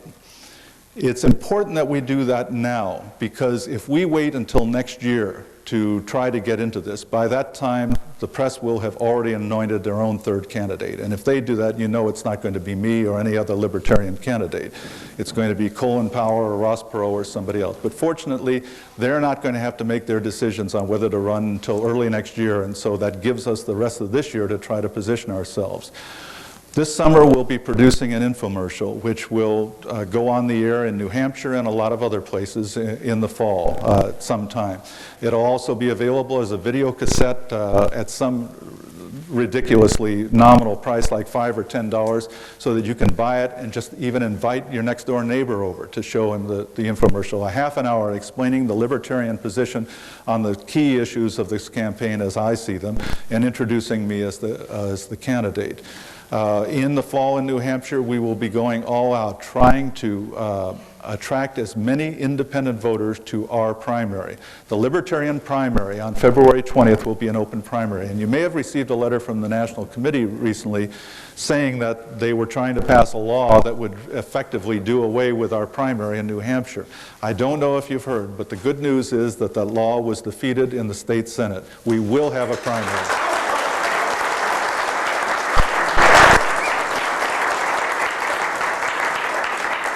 And you may have heard of Richard Winger, who is the ballot access guru for the Libertarian Party and for a lot of other people outside the party. He is the one who brought it about. He sent information to every state senator in New Hampshire and said, if you pass this bill, it is going to be challenged. And if it's challenged, it's going to cost the state $3 or $4 million to defend it, and it will not be defensible. It will be struck down by the Supreme Court without question, and here are all the precedents to back that up.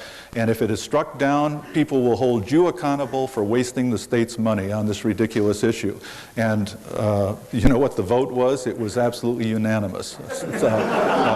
Not one person voted for the bill, not even the bill's sponsors. So we have Richard Winger to thank for that. In any event, we will have our primary, and our goal will be to get as many independents as possible to come over, and Republicans and Democrats, but we will target the independents first, and they are the largest political group in New Hampshire. To get as many votes as possible, to come in at least somewhere in the middle of the pack of the Republicans. We won't be in the Republican primary, but our votes will be compared with them. If I get more votes than Arlen Specter and Pat Buchanan and Pete Wilson and Lamar Alexander and so on, then the press will not ignore us from then on. You can be sure they'll follow us around. And because I'm a good gambler, I will know when to pick up my chips and leave the table. We won't run in any other primaries anywhere. We will take our winnings in New Hampshire. I'm not going to go into New York and try to win in the New York primary or do something silly like that. But we will then build on that because by that point we would be showing up in the polls. People would have to, the pollsters would have to ask people my name along with the names of 5 or 6 other candidates and so on. And that in itself would change the complexion of the race tremendously. We have to raise a tremendous amount of money between now and the fall of 1996. There's no way of getting around it. There are many, many things we can do without money, but everything takes a little bit of money. We can get along with a lot less money than the Republicans or Democrats. They will spend about $100 to $200 million apiece on the general election. If we can come up with $50 million by the fall of 1996, then we will, I think, be playing on an even playing field. Now understand that we are not going to get that money because we deserve it. We're not going to get into the debates because we deserve it. We're not going to get press attention because we deserve it. We are going to get whatever we get because we have earned it, because we have worked for it, because we have done the right things, because we have paid for it, because we have done what is necessary. Nobody is going to give us anything. We have to make politics personal so people understand their stake in voting for us. We have to make it personal so that they understand why it's worth writing a check to help this campaign. We have to make it personal so they feel inspired to actually go out and get their friends to look at our video cassette and the other things. One other tool that we'll have, incidentally, is I'm writing a book now. I'll have it finished, I hope, in the next few weeks. It is scheduled for publication in the fall, probably September, if not then in October, by St. Martin's Press, one of the largest publishers in the country. It's called Why Government Doesn't Work, and we will get a tremendous amount of publicity from that. St. Martin's is one of the strongest publishers. We'll get distribution everywhere. It'll be in the stores everywhere. We'll get interviews on the leading talk shows and so on. This, too, will help to publicize the campaign tremendously, because obviously on any program I'm on, even if I didn't bring it up, the first question out of the box is, why are you running for president? And do you think you have a chance? And whatever it may be. But to get back to the point about money, we have to raise that kind of money. The most money that we've ever had in a presidential campaign was somewhere between $4 and $5 million in the Clark campaign in 1980. So we have to get at least 10 times that much this time if we're going to run a first-class campaign. That means we're not going to get it from within the LP. There isn't that much money available. We are going to have to reach out to gun rights groups, to property rights groups, taxpayer groups, nutrition groups, all of these people who are being besieged, the drug rights groups, all of these people who are being besieged. We have to show them that their future lies in getting a libertarian president elected rather than focusing only on the single issue, because people will not listen to them endlessly on that single issue. But if they can all combine and get a president elected who would be on their side 100%, then this is a way that they can increase their numbers many times over, increase the leverage, the power that they have. We are going to have to do that sort of thing. We will get those people once we have started showing up in the polls, but probably not before. The biggest hurdle we have to overcome is the sense of futility. Why should I support you? You know it's going to come down to Dole and Clinton in the long run. You're not going to win the election, therefore there's no reason for me to write a check. There's no reason for me to work for you. There's no reason to get my friends involved or my organization or whatever it is. We can change that perception by making a big showing in New Hampshire, by demonstrating that there are people are willing to vote for this. And we have a very strong message. It was hard to sell the third-party idea before, but today it is not so hard. The difference between the parties is going to be so obviously tiny next year at this time that all we have to say is, look, do you want the government to grow at 5% or do you want it to grow at 2%? Or do you want it to be cut to 1/3 and you get your income tax money back? And the difference is going to be tremendous. You can vote for Bill Clinton. If you do, the revolution will continue if he somehow gets reelected. If Robert Dole gets elected, the revolution will go to sleep and probably die. If Harry Browne gets elected, the revolution will triumph once and for all. So what is the choice? There really is no choice. I don't expect people to see that today. I do expect them to see that in the summer of '96. There's a lot more that I could say about the campaign, but the point that needs to be emphasized, once again, is first of all, we do have a chance. I'm not trying to tell you I'm going to win the election. I have no idea. I've made my investment reputation on the basis that no one can predict the future, and politics is no easier to predict than investment prices. We live in an uncertain world. All sorts of things are going to happen between now and next year that are going to change things one way or the other in many different zigs and zags and so forth. We're going to be thrown off balance by this and thrown off guard by that. But whatever happens, what we have is a chance. We have an opportunity that we never had before. And what I am trying to tell you today is not that I'm going to get elected, not that I'm going to get any percentage of the vote, any particular percentage, but that we do have an opportunity to win, that we do have an opportunity to turn it around, and that if we don't take advantage of it, if we let it slip away, America may slip away as a result of it, and I don't want to take that chance. I want to spend the last 30 years of my life, 40 years of my life, living in a free country, a country where the government doesn't take 47% of our incomes and then dole it back to us as though we were children on an allowance. I want to live in a country where the government doesn't go pawing through your bank account looking for evidence with which to hang you. I want to live in a country where the government doesn't keep life-saving medicines off the market for 12 years while they pose as our protectors of our health. And I want to live in a country where the government doesn't tell you what you can buy, what you can sell, whether you can even go in business, what you can smoke, how you can defend yourself. I don't want to live in that kind of country. I want to live in a free country. And if we are willing to work together, if we are willing to do the things that are necessary, then we have a chance. We have a chance to maybe, just maybe, make this a free country again. Thank you very much.